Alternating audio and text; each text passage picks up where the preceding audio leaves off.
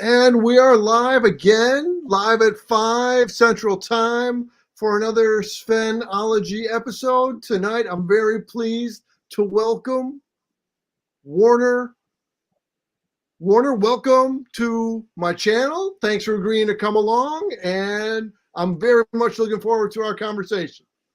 Thank you, Mr. C. All right, so let's go ahead and dig in. Well, before we start, we have to get one thing done that every Sven fan has to go with, right? You have to be subjected to it every time, right? You got to have a chicken. You got to have a chicken thrown at you. You ready? All right, go. Ah! All right. I already got you. I got you. You got me. You got me spot on. Very well played, sir. Very well played. What a great way to open. So, again, this is, I've spoken to Warner briefly, but as our crawl at the bottom of the screen is indicating, Warner is the founder of the Night Creatures and Horror Host Facebook group. And it is through Dave Fuentes that Warner and I have connected. And of course, Dave, his writing, many words and many pictures over the years at terrordaves.com blog. We're all Svenologists. We're all studiers of students of Sven and Sven and his ways. So, and also my other Facebook group for Sven is Svengooligans, Svengoolie fans. So if you put Svengooligans, Svengoolie fans, into Facebook, you'll find it. And of course, if you hit me, you'll find me all over the place. Excellent. And again, right there you are in the comments section on Facebook, on your Facebook group, welcoming people to look at your TV horror host collection. So let's speak of that. As we spoke just briefly, it turns out that Svengoolie Rich Codes was not even your first horror host that you followed. Can you tell us your origin story? Who was your first horror host that you followed? And then how did you make the bridge over into Svengoolie territory? Well, back in that last century that we had, way back in the 60s, I was born in Cincinnati, Ohio. And there we had a host in the 70s called the Cool Ghoul. His name was Dick Van Hoen. It was the actor's name.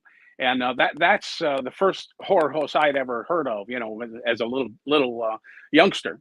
And I moved up here to the Chicagoland area in 1977. So I missed the original Svengoolie, Jerry G. Bishop, because I was in Ohio at the same time the Cool Ghoul was going, and they were concurrent. So when I moved up here, there was no horror host. And of course, now I'm in my teens. And when Rich started in 85, I believe it was, as the son of Svengoolie, I was 19, 20 years old. And I just wasn't into anything like that because I was too busy chasing girls and going to college and then meeting my wife and getting married. So, but when Rich came back, exactly. Well, as far as anybody knows. But and then later on, when Rich came back, and I think it was 96, 95 or 96, it was 96, I think. When he came back in those early years, I was like, hey, yeah, a horror host. I remember that from back home, and that's when I got bit by the Svengoolie bug, watching Sven there in the late 90s and the early 2000s. And of course, by 2011, he was nationalized on MeTV. And how fortunate we are to have either the local and definitely now the national coverage of Sven. For those of us who are like me, who were not knowledgeable about the Cool Ghoul, here is the image of the Cool Ghoul. Now, I wonder, could you find that kind of a hat readily in a store or online? No, I've looked for that hat for years and I've never seen anything like it. So I don't know where Mr. Van Hoen got that thing, but it's a crazy looking hat and I've never seen anything like it. In the 70s, those kind of wild print, short brimmed fedoras were popular, especially for like coaches on football coaches and whatnot. But I haven't seen one with those lines like that ever. Absolutely. So yeah, that's a museum worthy piece right there in whatever the exhibit may exist for the Cool Ghoul. Maybe somewhere around the parts of Cincinnati that may exist, or it may not, but it's museum worthy. All right. So again, consistent with our thumbnail, here is and again that T-shirt that you have there is something that I was unfamiliar with. But here is you with Rich Coe's Svengoolie at the most recent C2E2 event back in April. I was there also. Can you tell us what were your highlights of this most recent go around that you had with Sven at the signing table? Well, that shirt, of course, is his son of Svengoolie, or his early Svengoolie days when he was wearing the turtleneck. And he got rid of that idea because he realized that wearing a turtleneck under hot lights in a studio was kind of a bad idea. So that's why he ended up with the tuxedo style shirt that he wears now, like this here. And so okay, as long as we're referencing the I don't know, is that a dummy behind you? Is it a mannequin? I'm not sure how to refer to it, but tell us. So those are not just replica pieces, but those are identical corresponding pieces to Right. Sven's actual. This is the uh-oh. Well, I'm sorry, my earphone that's fell quite out. all right. Here we go. Let me buy you a minute to come together there All with right. the earpiece. Apologies. Hey, hey, let Okay. me tell you. Now, this is all of these items: the tuxedo jacket, the Hallmark pin, the chicken necklace, the hat, and all this stuff. These are the things that he actually uses in his costume. So they're the same items. They're not his, of course, they're mine, but they're the exact same items that he uses. And of course, if you can give me the wider shot. Here, let's do this and let's do this. All right, and then here, of course, is the original Svengoolie, Jerry G. Bishop, with his great sunglasses and his Svengoolie headband, and his green mustache and beard. So I have this also set up, and this is an original early Svengoolie sweatshirt that is the same that he wore on the show between 1970 and 1973. Man, again, you've got a wealth of material there, and it's great to be able to highlight it both in your Facebook group and now to highlight it as we sit here. I see we have a few comments, so let me check in with our commenters. And oh my gosh, okay, so for in chronological order, Fanboy G, thanks for chiming in. Do you have a favorite item, or what item might be your oldest item in your inventory? Well, of course, some of the oldest items I have are the things that he wore or that he signed and gave out to fans in the early days, when he was son of Svengoolie. But one of my favorite things is the original style 1980s 3D glasses that he wore and used for that ill-fated the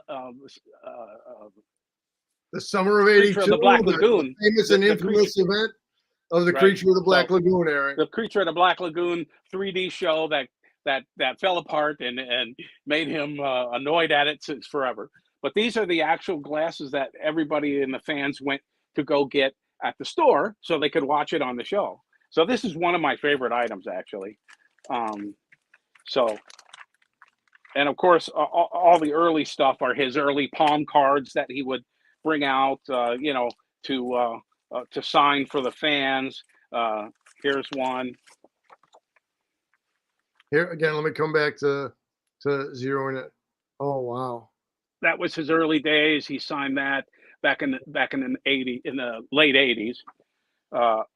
So when he was son of Svengoolie still. So those kind of items are fun. All right. Well, go right ahead. Go right ahead. And then this is also one of my favorite items here.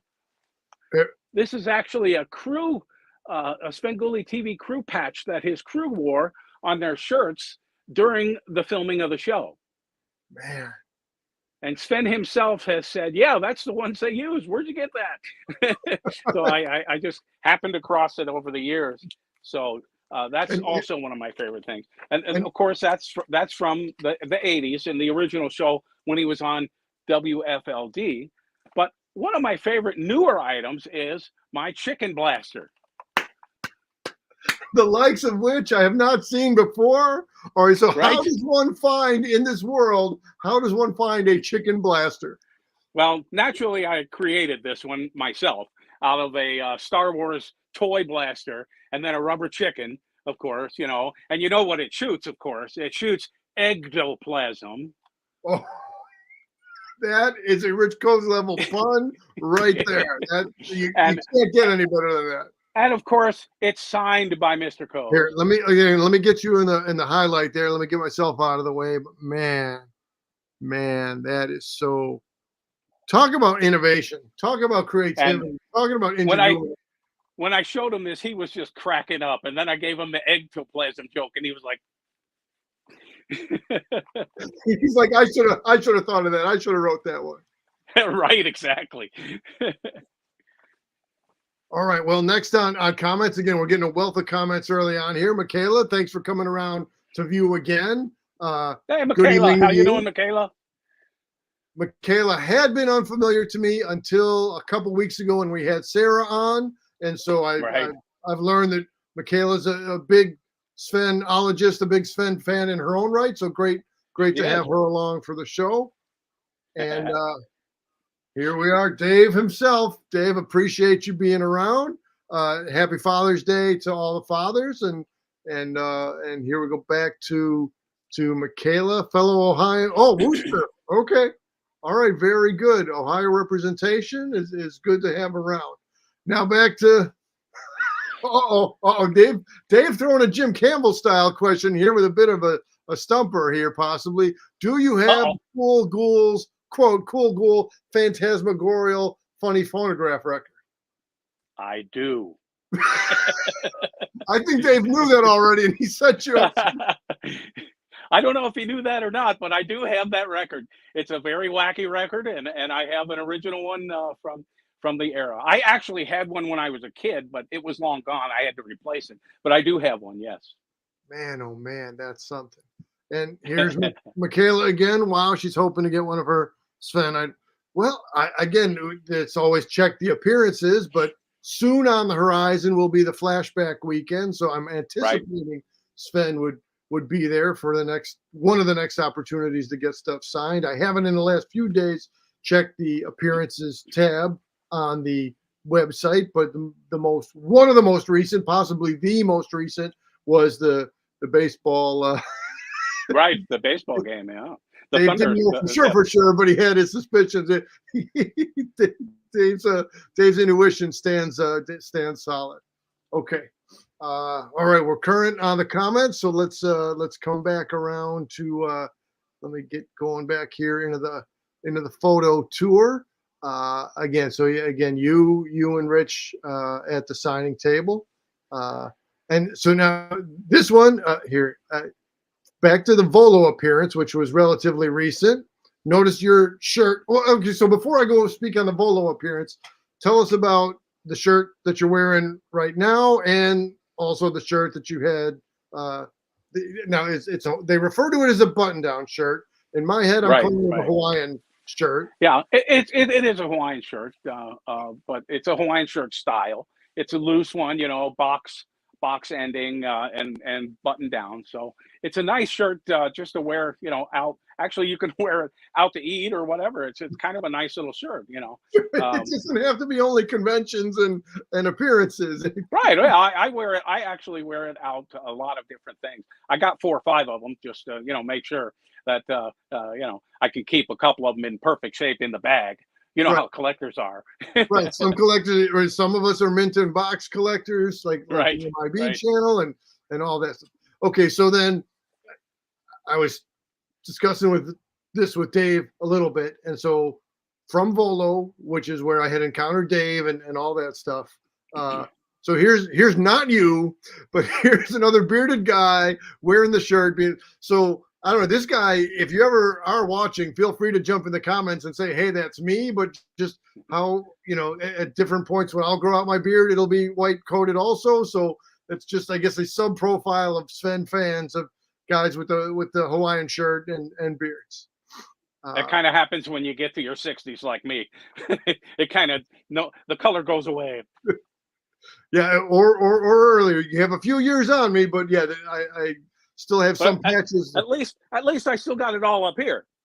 So far, so good. And speaking of having it all, so now here, which one's you and which one is Rich Coase? This is Right, and that's the only the second time I did cosplay as Rich. I visited him, and that was at a one of the flashbacks. I think it was the 2019, maybe the year before the pandemic.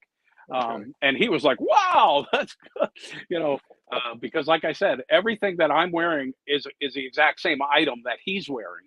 So he was like, "Wow," he liked that very much. But the funny thing is, I dressed like that. I got mistaken for Sven many times. I went to another event where Sven was not at, and I wanted to wear the cosplay for their costume contest.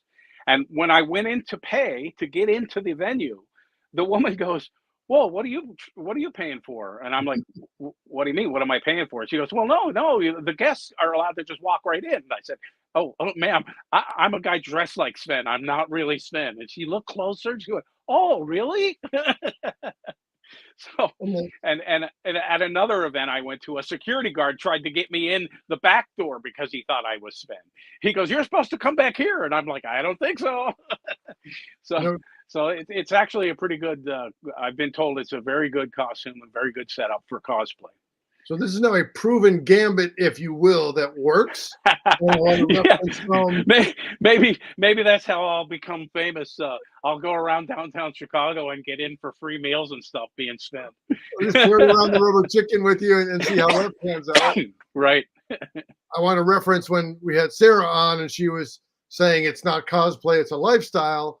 But Right. Sarah also speaking of the same most recent April of 2023 C2E2 convention, that the attendant person or the employee of the convention was also saying to her, "Aren't you supposed to be on stage for the panel?"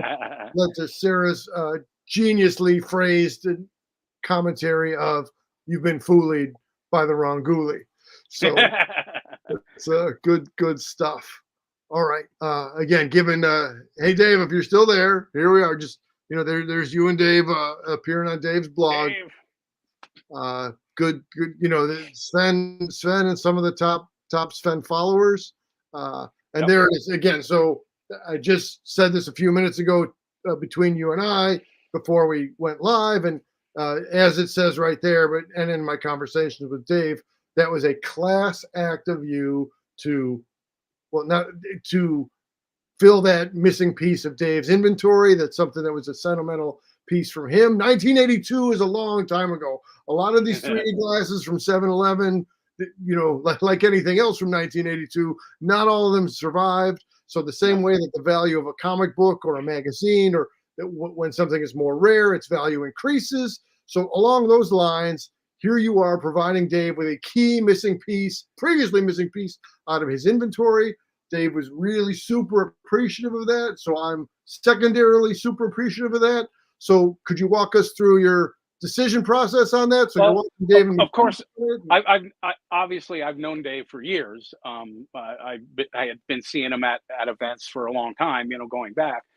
We were, passing by each other in the lines and things and just saying hi because we recognize each other's faces for years. But probably around 2017 or 2018, we started actually conversing a little bit and becoming, more familiar with each other, seeing each other at the events. And at some point, I don't remember when, but at some point I remember him saying that he wanted a pair of those glasses. And I had a couple of them at the time, but it just, I didn't think much about it. But then I was watching your show, Mr. C, and there he was. He said it again right there during the show. He goes, "Boy, I'd really love to have one of those glasses." Now, he wasn't talking to me. He wasn't trying to needle me because he didn't know I had them. But I thought to myself, you know what? I can't take it all with me to the grave. So I got an extra one. So I'm just going to go give it to Dave. And so at C2E2 this year, I met up with him and I presented it to him. And he was like, "Wow, that's fantastic," because it'll fit right perfectly in with his display cases. And then let me go slightly out of order on the comments here. Now proudly added to one of his Sven shadow boxes. And he says, "Thanks again." So it's again, this synchronicity, or this, if you're at the bus stop, you're waiting for the bus, the bus is going to come along. If you're facing in the direction of a target, you could throw a dart at the target. If you're hanging around the Sven community and the Sven ways, just good things start to manifest themselves as more people or as people are consistently being around the orbit of Svengoolie. So this is all nice to have things match up. And now Michaela's saying, wow, 2 Svengoolies are better than 1 Svengoolie. Hopefully she can. Hey, Michaela, let's talk business later. Michaela, let's talk business. Clearly, you're a well-established Sven-ologist, Sven fan on your own. So let's try to see how that could work out. Okay, now coming up again back over to pictures, and where did we leave off? There's again you and Dave. There's and there's okay. So now a lot of your collection was shown in the uncrypted, the Svengoolie documentary. And so then lo and behold, again, credit to Fanboy G for flagging this one or calling this one to my attention. So there you are in IMDb, the Internet Movie Database, and you're listed across 3 different events here. So we've spoken a little bit on uncrypted. We'll speak more on uncrypted as we go. But can you comment on your other credits, or what was your involvement in the Abraham Lincoln and in the Prairie Rose? Well, the Prairie Rose, I know the actual producer of that movie. It's a little independent movie, pretty good little movie, and she had asked me to join the production. So I did a bar scene with in that movie as a bartender, and I had a speaking line for 5 or 10 minutes. But the Abraham Lincoln Vampire Hunter, I was also contacted by somebody who knew that I was a good organizer, and he brought me to Louisiana for the show, for the filming of the movie, to help organize his Civil War reenactor group, and to make sure that the scenes that they were filming were accurate enough that they wouldn't be ridiculous. And you know, and there was a couple of times where I had to counterman the actual director of the movie because you know he was one of the things he wanted to do was not safe, you know, and so I had to fix that, because we were all using muskets, real muskets that fire real explosives, you know. So I had to counterman something he was doing because it wasn't safe. But the funniest thing about that movie was the stuntmen. There was a scene where my reenactor guys, my Civil War guys, were going to charge the vampires with bayonets. Okay, so all these federal Union Army soldiers are racing toward, you know, the camera and these are real steel bayonets. They're not rubber. And there was a scene we were supposed to do where the vampires were going to run through us and we were going to kill them, you know. And the stuntman from Hollywood says, no way are we going to allow these yahoos that we don't know to come running at us with real steel bayonets. He said, there's somebody going to get hurt. So since I was the director of the reenactors, I said to the stuntman, okay, here's what we're going to do. We'll walk through it slowly the first time, and I'll have the hand-picked guys in the position where your stuntmen will meet them. And he's like, okay, let's try it. He did not want to do it. Well, you know, they're unionized guys, you know. Yeah. So he did not want to do it. So we walked through it, and of course my reenactors are just people, just guys, you know, they're not Hollywood people. So we walked through it the first time, and he's like, okay, that wasn't so bad. And I said, now let's do one where we're just sort of trotting and not, you know, not running full force. He's like, okay. So we trotted, and he was like, okay, that's good. And I go, okay, now let's film one where we do it the full force. And he's like, okay, let's do it. He talks to his guys. They all agree, because I think at this point they didn't want to look like, you know, like weak spine guys in front of these reenactors, right? Because they're hardcore stuntmen, you know. And so we did it. We ran it through it. They filmed it, and everything was great. Director says, cut. The lead stuntman just jumps straight up in the air and he goes, that was the coolest thing I ever saw. You guys coming out with those bayonets. My God, that's scary. So it worked out very well. But, you know, that's Hollywood. That's they only want it their own way. Man, what that's a great story. I'm just soaking in what that had to be like. And man, that is just good fun. And what a good opportunity you had to walk into that. All right. Coming back to the photos again, there was a cool goal. We took him out of order. I wanted to give a quick shout. So an item that isn't really in people's collections because the item doesn't really exist. Sam Gambino was my guest last week, and it was great to talk with Sam. And he put together this wacky pack style Svengoolie rubber chicken broth. And again, by coincidence, he got to spin it the right way. He had designed this tiki mug, which I had just bought recently. So that was really cool to be able to have a conversation with Sam. And now let me see, layer this right. So there you go. Double vision, if you will, the original Jerry G. Bishop style. Man, I just wonder if it was like Rich who drew out the image that got printed on the t-shirt or the sweatshirt, or who might have drawn it, but it was still evident on Durwood's t-shirt that Durwood still has, but right. Yeah, I'm not sure if Rich designed that or not. I'm thinking he did not, but he did paint the second coffin that Jerry G. Bishop used with the Svengoolie face on it with the green hair. He did make that coffin for Jerry G. Bishop and then used it for his own show and then painted his own face over that front. So in the Son of Svengoolie days, he used the same coffin with just his upper face on the door. Right, and it's definitely, Dave and I had spoken about that in the episodes where Dave was the guest, and that begged the question for me. And again, maybe all my questions are not going to get answered over time, but that's okay. The curiosity still stands. But originally, like when Jerry G. Bishop would lay horizontally on the plain box wooden coffin, maybe that's the same one that eventually got painted by Rich. No, maybe no. That coffin that Jerry G. laid on was an actual coffin. It wasn't a fake coffin. On the other hand, the coffin that they made that later that had the image on it, that was actually, they made that. So the back of it was empty, so you could walk in from the back if you wanted to. If you look closely in some of the episodes, you'll see there's a black curtain behind it. But yeah, they actually manufactured that coffin. The other one was an actual coffin that has since disappeared. No one knows where it went to, which is a shame too, because they had all those guest stars that had signed their name on it. So it's long gone apparently. Oh, that's a little bit sad that it had a mysterious element in its history, or that it became a lost item. I don't know. Similarly, back before whatever White Sox Park is called currently, back when it was the old Comiskey Park, they also had a jumbotron toward the end, and somehow that jumbotron went missing. So I guess that's just part of the Chicago history of important artifacts or key elements going missing. We have another comment in, so let's jump back to comments. And here we go. Here's Campbell, Jim Campbell. Thanks for. Is there a Svengoolie authenticator? So like.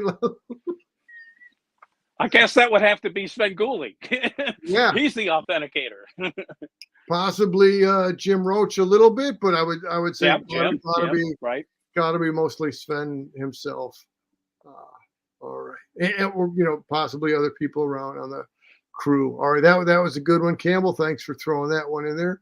Let me see. Okay, so we were just there. Now we're okay. Speaking of Jerry G. Bishop, so there he is from your Facebook group, the image captured from Fuzzy Memories TV. And again, since they're vintage episodes of the WFLD era of the first go round when he was known as Son of Svengoolie, as evidenced by the green scarf and the chain, well replicated in the Sarah Rhodes costume, but it's not just a costume, it's a lifestyle, as she says. So yeah, there's a great shot of Jerry G. Bishop in his civilian appearance with Rich in the Son of Sven outfit. Yeah, that's early in the show when he first launched it, and Jerry G came back to do a couple of bits for him. As I sometimes note, the comparisons or some similarities between the Svengoolie character and the Bozo character. It was when was it Medina Shriners Temple, when that was still before it was a department store, and there was the live show. So that it was the original Chicago Bozo with the current Chicago Bozo. It was somewhat similar to that. It was a great thing when the originator and the current person can be in the same place at the same time. It makes for good material. Jumping around. So here is the key to the city from this past summer. I can't remember the exact date, but this is a picture from your Facebook group. So Right. Did you take this picture or did somebody else post it? Were you there? How did that? Yep. I was there. I'm actually in some of the filming of that in the crowd. But yeah, that was when they had Svengoolie Day in Berwyn, and then the city of Berwyn gave Sven their key to the city. And there's Doug Graves right next to Sven, as should be, as should be the case. And there's another shot of Doug on the. Now this one I liked, and again, I'm clearly not the photographer here, but the fact that his sunglasses captured the keyboard and his hand and the sunglasses, I really like the layering to that photo image. Yeah, that's a good one. I like that photo too. I've been kicking myself since the very day I walked away from Doug because I did not get a selfie with him.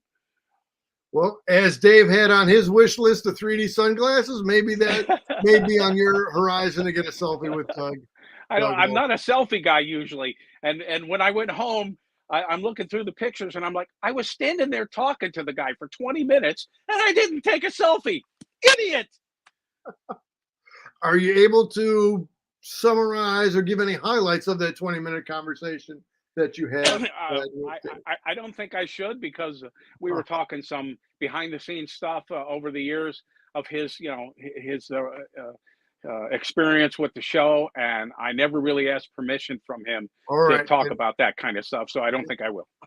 We'll discretion, the better part of valor. We will move on. And if there's any, so if I throw out a question and the thing is, this is a behind the curtain kind of, or not for public consumption, we can always just move on to the next question. So also summer related. So where did this come from? And I like Uncle Sam as a character. I like the top hat matchup similarity to Sven. Where did this picture come from, or how did this come to be? Yeah, I actually photoshopped that one myself. Usually on the holidays for the Svengoolie group, I will make a Photoshop image for the holiday and Sven in it somewhere or another. Svengooligans, man, that's again just the phrasing, the prefix and suffix kind of a thing, the possibilities, the combos. I like Svengooligans as a word. I guess jumping back to Volo here, which was October of 2022. So right. Being at the auto place, they were highlighting the Dragula and the Munsters.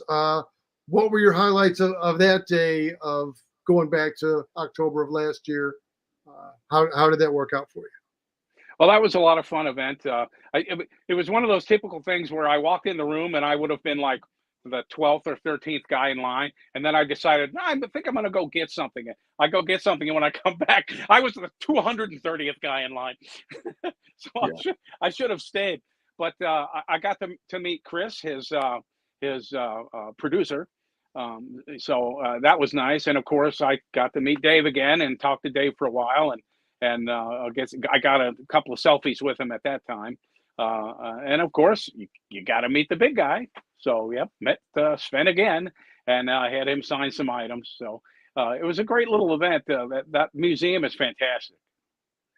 It has really expanded itself. So just to take a minute to give acknowledgement to the quality of the Volo Auto Museum, which is now called the Volo Museum. And every time I say it, I keep saying Volo Auto because that was right. It was called that so long, yeah.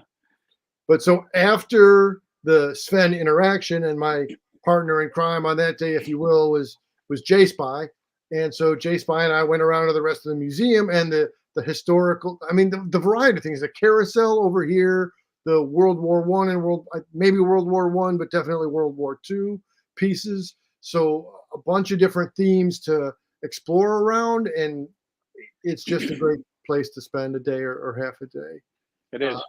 And then let me just say real quick on that time, we were so J Spy does 3D printing, and so he has like a Frankenstein-ish table. So that's what we were trying to connect with Sven on that day. And again, just nice to get a a thumbs up or a nod of, hey, that's, and I nothing to do with me. That's all Chase by his 3D printer handiwork, but kind of nice for Sven to give you a thumbs up and a recognition.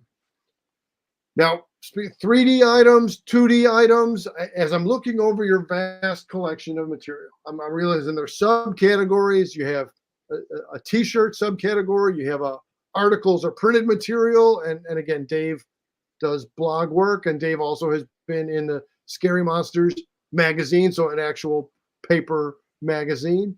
Right. There's action figures, there's t-shirts, but now as I'm looking through your inventory of stuff, it's the Rob Zombie produced Uncle Gilbert. So when did you first learn about this piece, or how did you find it, or how did you? Well, that was made by a guy named Brent. He has a company called Brent's Dolls with a Z, and he has made all of the main characters from the new movie like that. A whole slew of them. There's about, I don't know, man. He's got about 15 of them. The only one he hasn't made is Lily for some reason. He hasn't made a Lily, but he's got all the others. Well, let's see if I can grab one real quick. Hold on. Sure enough. And while you do that, let me just take a minute to. Oh, I got you in there instead of me. Let me jump back around and buy you another minute here, Warner. So out of the horror house, which is another great place to check out horror related stuff. So this is the Mego brand Creature of the Black Lagoon, and they have the 3 different variations on that. So I didn't know the Uncle Gilbert figure that Brent had put together existed, but kind of cool to learn of that. Maybe that's something for me to pick up to have a little compare and contrast.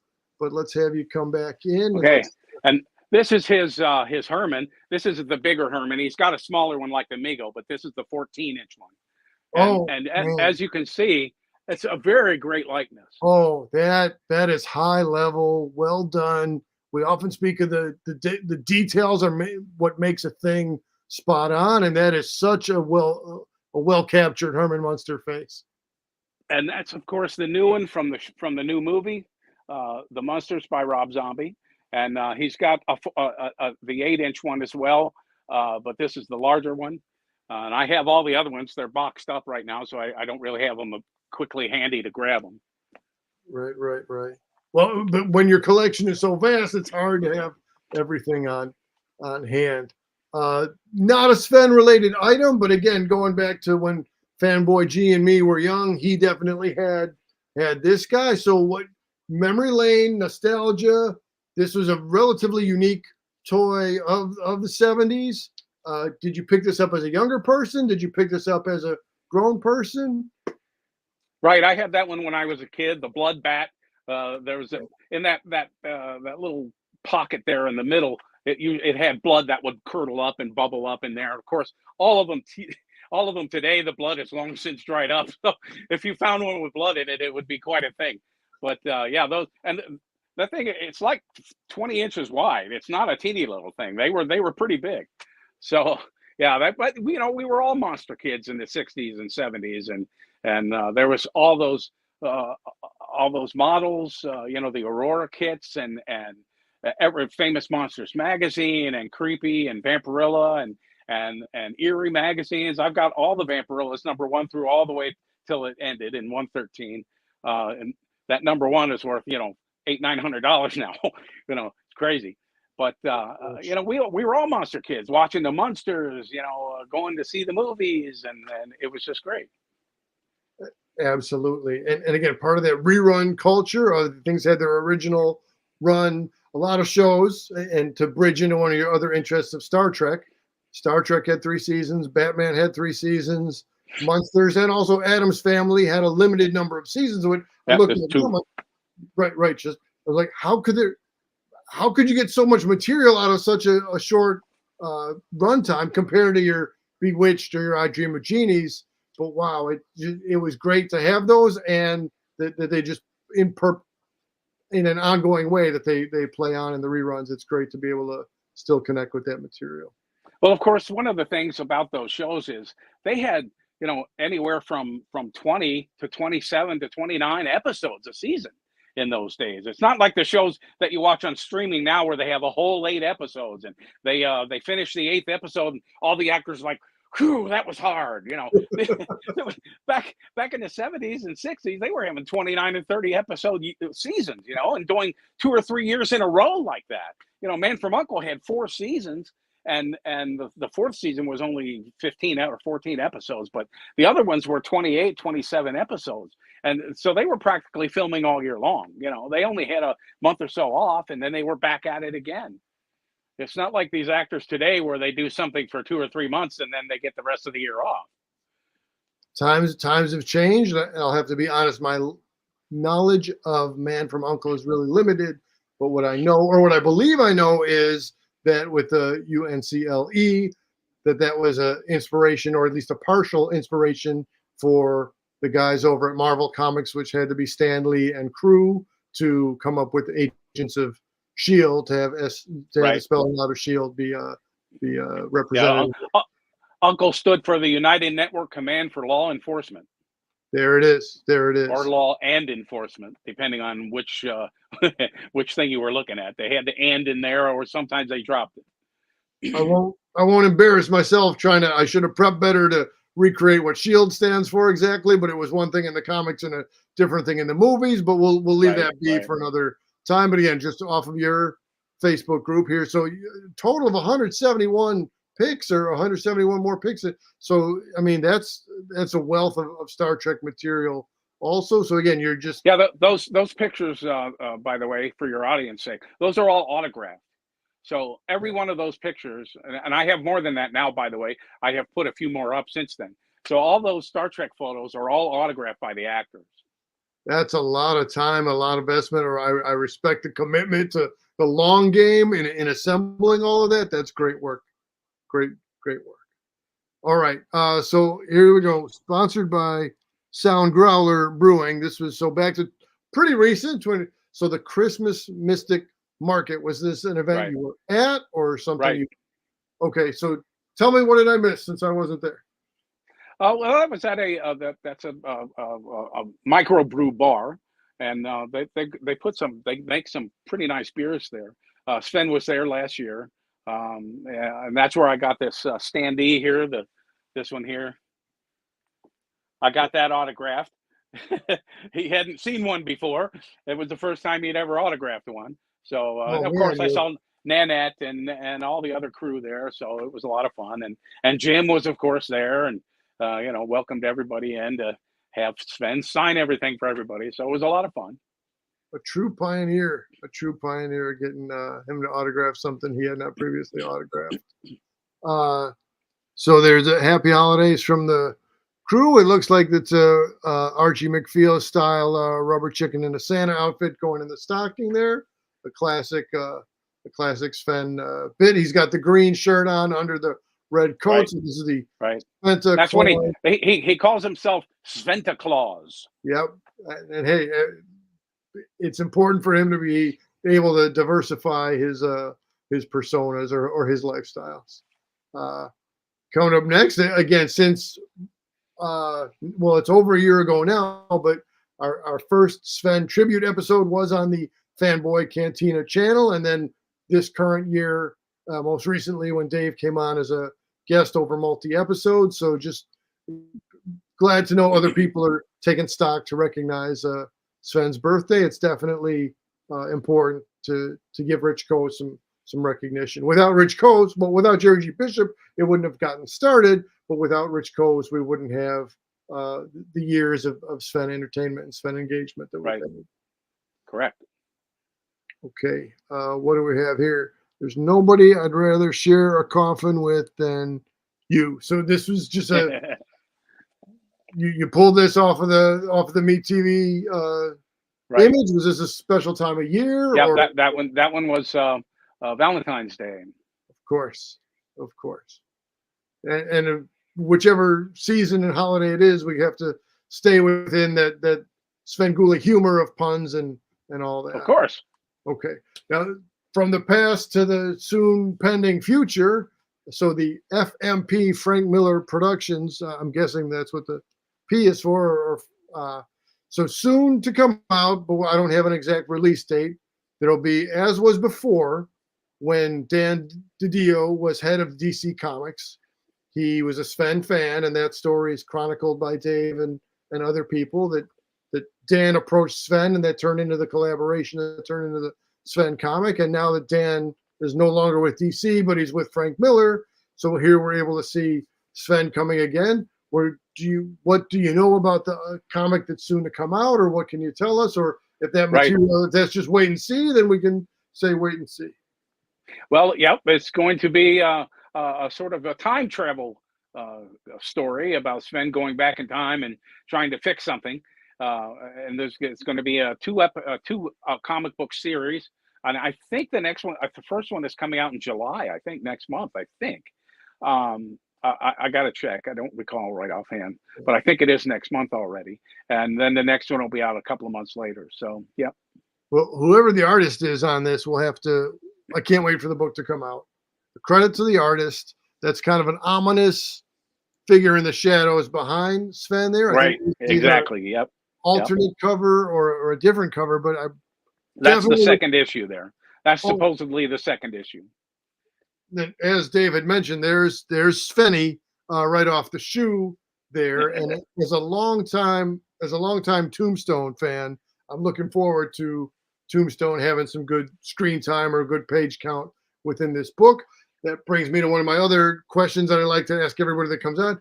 Do you have a favorite sidekick amongst the crew, or do you have a favorite bit of that a sidekick has been featured in? Oh, I love the letters camp, segment with Kerwin. Yeah. But going back, the letters were funny before Kerwin too, because they tried several other bits to make that work. For a while there, Doug did it with Sven, and Doug would do some jokes with Sven during that letters thing. If you'll catch some of his X-File, Oops files. There's some of those outtakes of him and Doug doing the letters segment are in there, and then they had a little Godzilla creature that helped him for a couple of episodes. That didn't really work out. Then they tried Ed the Bat. Ed the Bat was a cloth bat that was about this big, and it was on a string, so somebody was jiggling it while they were doing the letter segment. But it spoke in a really high voice like this all the time. And it was so irritating that Neil Sabin, who runs the MeTV network, said, Sven, no, you got to get rid of this bat. It's killing me. I can't hear this high-pitched voice anymore. So they actually had an episode where Neil Sabin actually came on the show and fired Ed the Bat. So Ed the Bat's in Neil Sabin's office going, I can't believe you're firing me. And Neil Sabin's like, yep, you're out. So that's when Kerwin came on. And of course, Kerwin, it was the perfect fit. Well, there's any set of circumstances that led up to Kerwin, who's got some Jerry Lewis influence to him.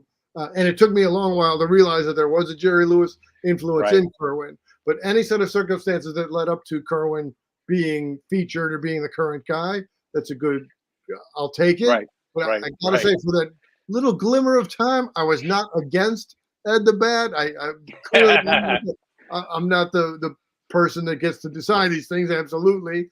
And then also, Dave had referenced his favorite mascot or his favorite sidekick was the Wacky Dactyl. So it was the Wacky Dactyl. An interesting gathering over time of the different representations or the roster, if you will, is a nice full roster. Sure. All right. Now, speaking of Kerwin,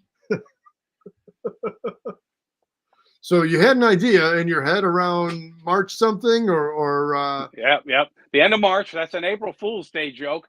I told everybody on my Facebook group, the Svengooligans Facebook group, that Kerwin was getting his own TV show. MeTV has given Kerwin his own show, and he's not going to be on Sven anymore, and it's going to be a cartoon show. This was before they did the morning cartoon show, Tune In With Me. So I put that up there as an April Fool's joke. And Did you get any takers? Did you have any fools that took the Oh bait? yeah, a lot of people went out. Oh, this is going to be great, and then other people go, oh, I think it's going to fail. Kerwin's got to be with Sven, you know. And then of course later on in the day, I was like, guys, look closer. If you read it down on the bottom, it's clear that that's an April Fool's joke. Well constructed, well executed. Credit to you for pulling off a little April Fool's scam as such.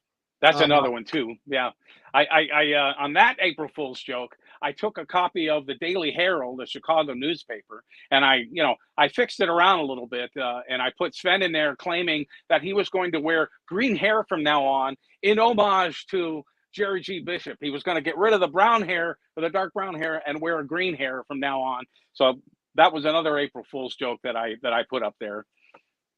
Well, let me tell you more. Even after the fact, as the pictures were, you got me because I'm like, how did I miss that? That seems like something I would have known about. So even well after April Fool's, just in the last few days, you got me hook, line, and sinker. Like, how did I not catch that? Here's a more recent. Now, I don't know if Nostalgia Ferratu has had enough appearances as yet to count for a sidekick or a co-host, but since this is a relatively recent event here, tell us what do you know, or tell us what are your reactions to Nostalgia Ferratu. Yeah, he's doing great. I love Bill's little guy there that they created. I'm pretty sure that that's just going to be the few times here and there over the years. It's not going to be real super steady because of course Bill's busy doing his Tune In With Me show.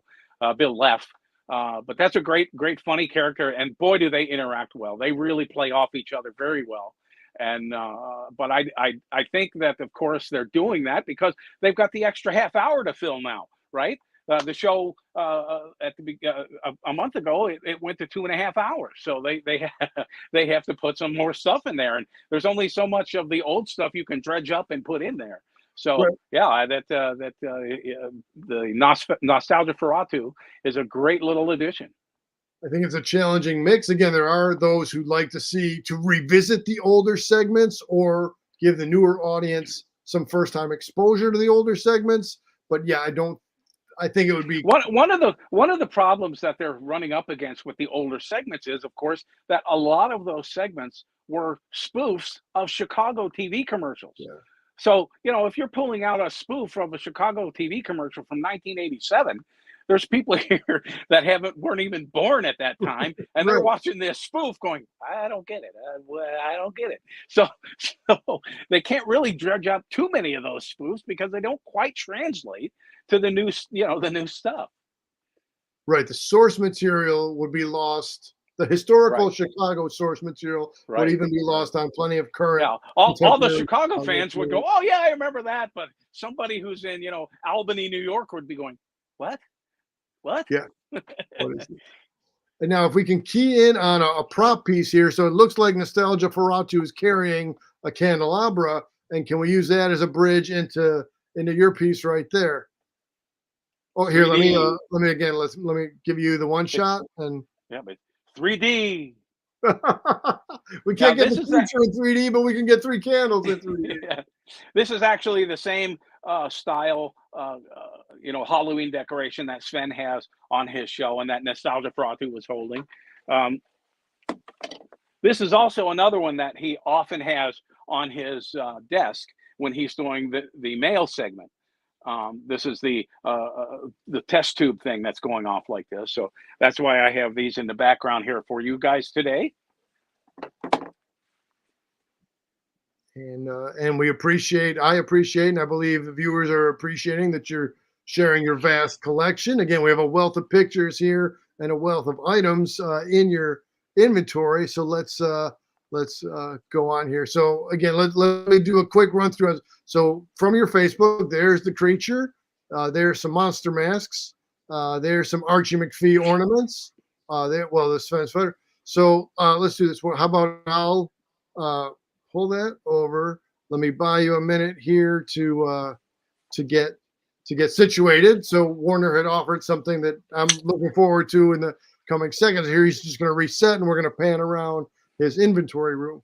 So again, many of these pieces are visible on his Facebook groups dedicated to Sven, and these pieces were featured, is what I mean to say, on the Uncrypted documentary.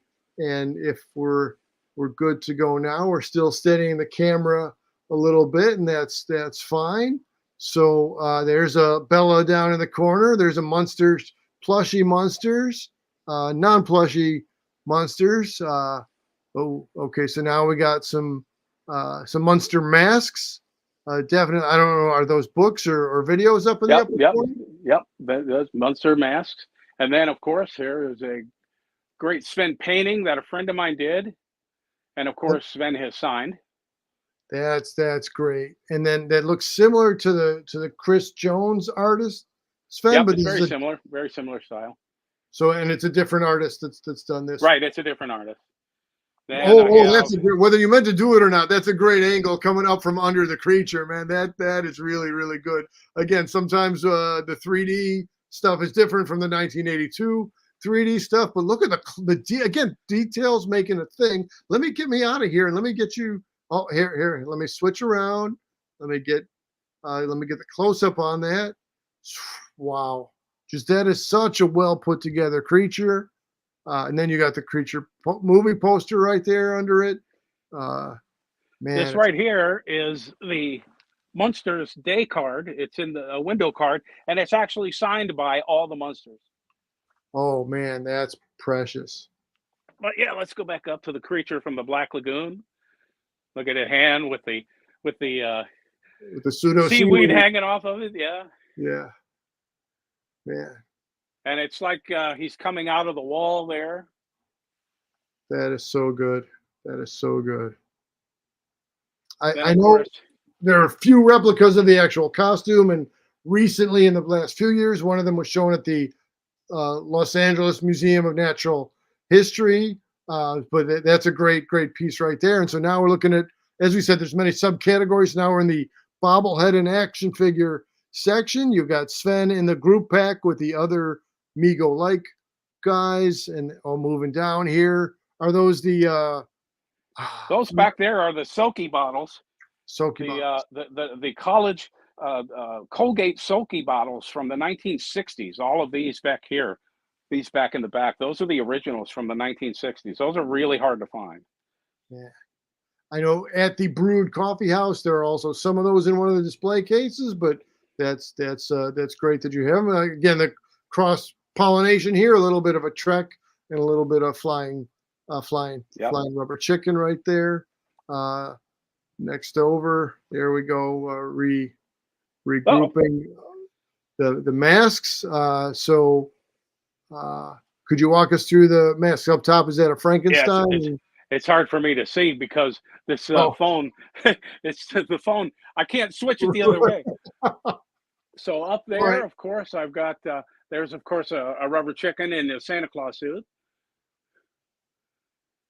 And then Frankenstein, Creature Wolfman. Frankenstein, all the good Universal monsters there, you know. Yeah. The top, the big dogs, if you will. Yep, the big dogs, Mummy, you know, the whole crew. Yeah. Man.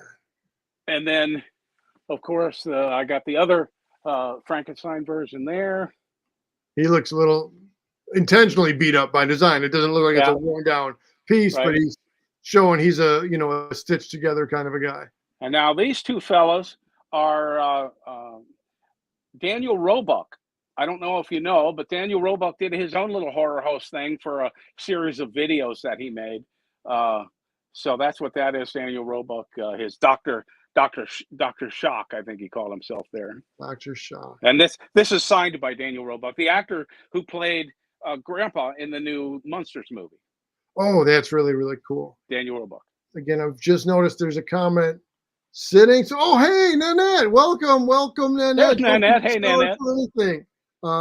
Great that you want to check it out in its entirety, Nanette. And let me take this opportunity, spoilers if you will, and Nanette, let us know if your schedule has changed, but live at 5, Sven-ology for next week. Nanette is our scheduled guest, and I look very forward to having not just Nanette in the comment section, but having Nanette right here on the show. That being said, now we're seeing some different stuff. We're back around to the cardboard. Yep. let me go ahead and put this back on the mount. All right, then I'll trade places with you again and come back to my own one shot to give you a minute. Okay. Here. Okay. So here's a perfect.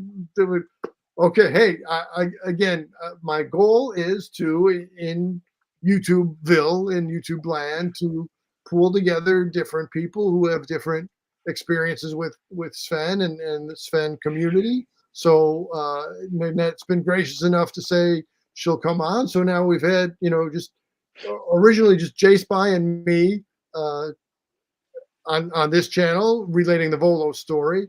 Before even that, Fanboy Cantina, when we did a tribute to Rich Goes for the birthday. Then we've had Dave come on, and again, all credit to Dave for making the connections here. Sam Gambino coming on last week. So I'm having the time of my life here as a Sven fan, as a studier of Sven. Michaela, you're saying maybe you could be available in the future, so I'm looking forward to discussing the possibility of that. But let's come back around now to have Warner back in the screen. And let me leave you in that spot over there. Just another, Nicole Hoff, who's also featured on the show. And then just a thing that I was chasing down. Can you tell I'm big on the creature? When I was in line at not Volo this time, but at C2E2. So Jason Westlake is the artist on this one. And this was available through Etsy. But and as long as we're showing props, let me come back around then. The Tingler, it's got me. Man, but it's not. We had a little chicken flying. We've got a Tingler. Where's Svenny or Tombstone to come bail you out of being assailed by the Tingler? There's a whole lot going on here. I guess let's, I'm not talking out of both sides of my mouth. I'm having a great time with this. We have a few more pictures to check in the picture history, and then we'll start to wind down. And again, part of the idea of going at 5 o'clock is to get in a decent chronicling of that which is Sven, and then let people have an intermission before 7 p.m. Central, before the actual airtime of Sven.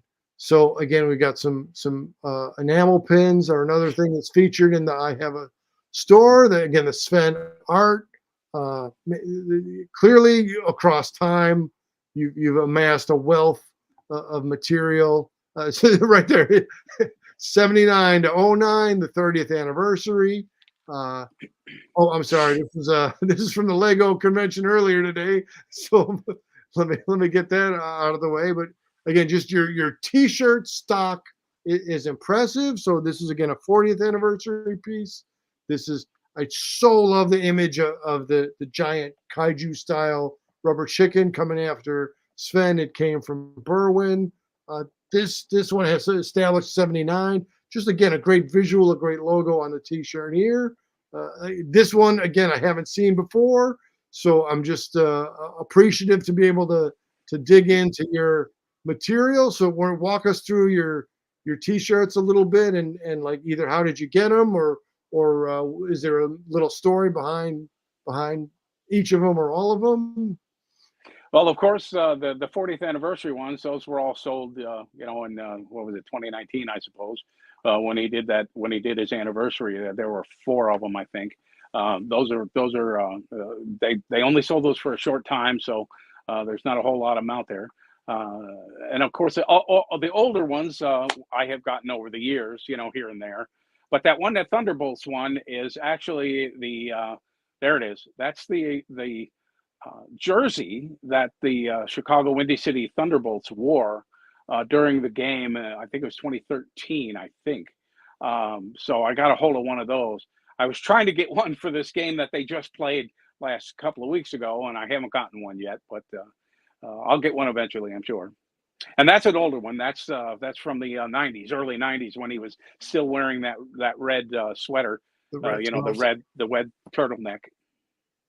I even like how there's different names to refer to the eras. They can be referred to by the time themselves, or be referred to by the that's green definitely the turtleneck era, which was short, because once he realized he was burning up in a turtleneck under all those hot studio lights, he was like, yeah, we got to do something about that turtleneck.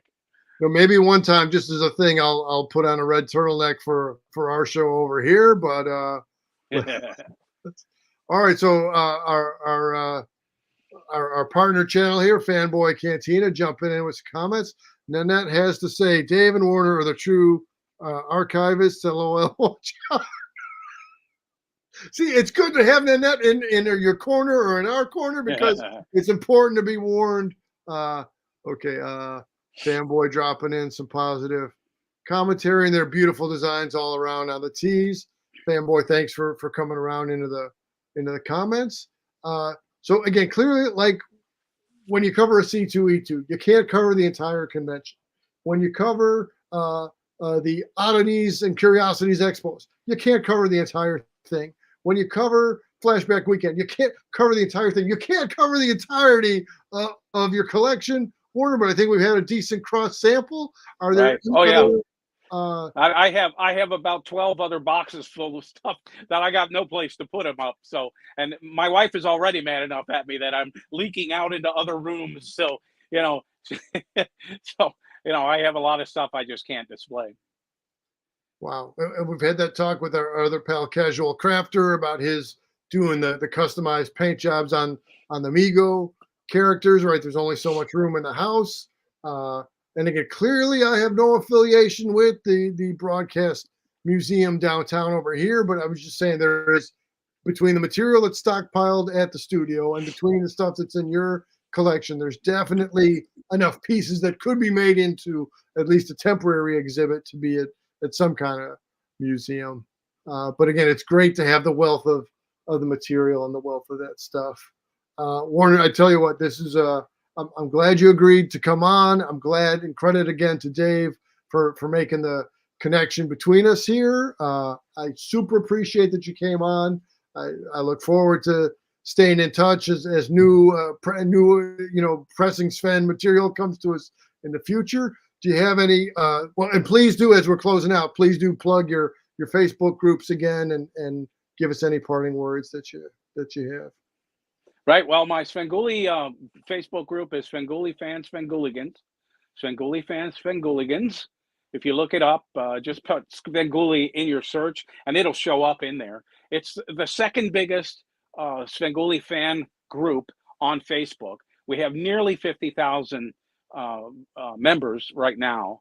The biggest one it was around for many about 8 years longer than mine. And mine's only 4 years old, but we sprang way ahead of all the other ones that had been out there other than the really big one. So yeah, it's Rich has been on mine before, so he has noticed it and commented on it. And of course, Jim Roach, his director and producer, rather, executive producer, has been on it, of course. And one of the features that I put on there is every week I do a spoof poster of the movie. And I turn the poster from the movie into a Svengoolie poster. So I've got well over 150 posters created from all those old movies turned into a Svengoolie poster. So everybody loves to see those every week. And, so we have a lot of fun up there. And then, of course, my other Facebook page is Night Creatures and Horror Hosts, where I have my Horror Host collection, because I have a large collection of Horror Host items, not just Svengoolie. I have Horror Hosts from all across the country, about 180 of them, original advertisements and signed photos and some items from some of them, from all kinds of different hosts, going back all the way to 1957. So I've got a very large collection, and they're all photographed there in the album section. So you can go there and see that.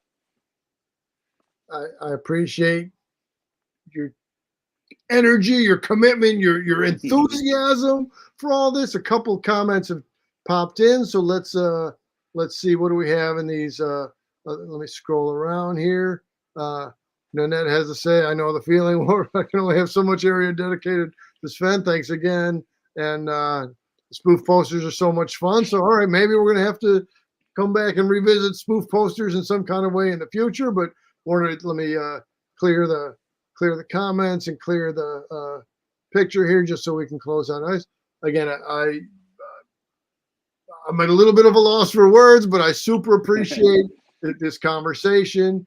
for people. Do check out Warner's Facebook material. Do check out Terror Daves with an S.com for again, a wealth of historical and more recent Sven coverage. And if you haven't already, please do check out the Sam Gambino episode from last week and the Sarah Rhodes episode, the 4-part series that we did with Dave. And, if you want to see a couple of clowns eating hot dogs, I have some of that content on this channel as well. So thanks very much, everybody. Okay, one last comment before we close it out. And Fanboy is saying the love of Sven. Yeah, it is both good and strong.